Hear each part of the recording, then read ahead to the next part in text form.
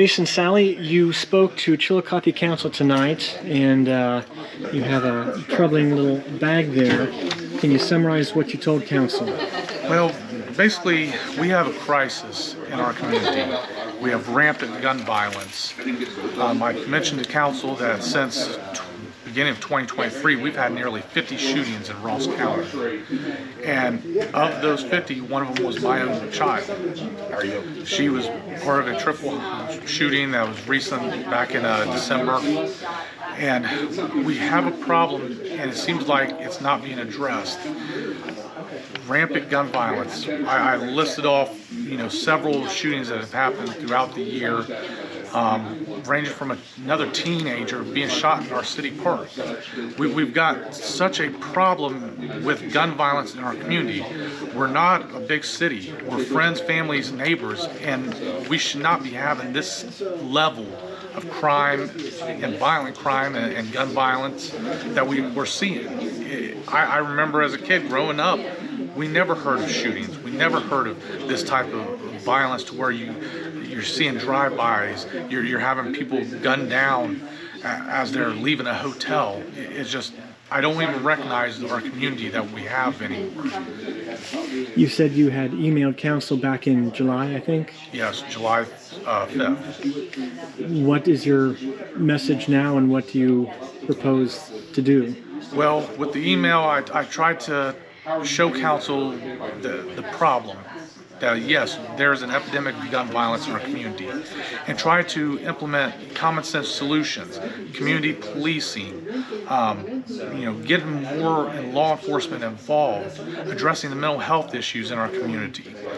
But it seemed like at the time, the Council then didn't want to respond. Our mayor, never got anything from him. Our chief of police, only one member of Council actually returned my phone call and said, we know there's an issue, but we don't know what to do about it. So now this issue that you were trying to warn the city about has impacted you directly? Yes. Never in my wildest dreams would I have ever thought that I would get that call in the middle of the night that our child had been shot. I'd advocated for months and months prior, because we can't ignore the headlines. We see them everywhere, shooting after shooting. Homicide after homicide in small town Chillicothe. But it becomes very tangible and overwhelming when it involves your own. And that's why I brought the evidence back, because to me this is the reminder of we're not untouchable. If there's rampant gun violence, none of our families are immune from it. Nobody is truly safe when you can walk down the street in Chillicothe and be a victim of violent crime. So what do you plan to do next? I have a meeting scheduled with state representatives and try to see what can be done on a state level, such as red flag laws. We had learned from law enforcement that the shooter in my child's case had actually been in a mental health crisis for a while and should never have had access or been able to legally purchase a gun. Things such as red flag laws we need to look at. Common sense gun reform is so needed, because we have a state where anybody can go down the street and be carrying a weapon, but we should be able to figure out common sense solutions to prevent people in a mental health crisis or people that should never have access to a gun from getting it. Seems like the more we try to sweep this issue under the rug, the more it's affecting families.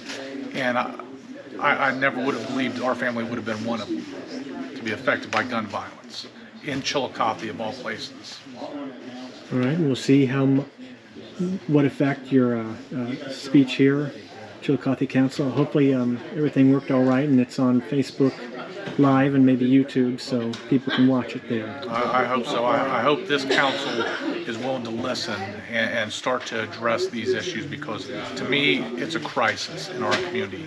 When you've had nearly 50 shootings in this county alone in just a year, there's a problem. All right. Jason Salley? Yes. Thank you very much. Thank you.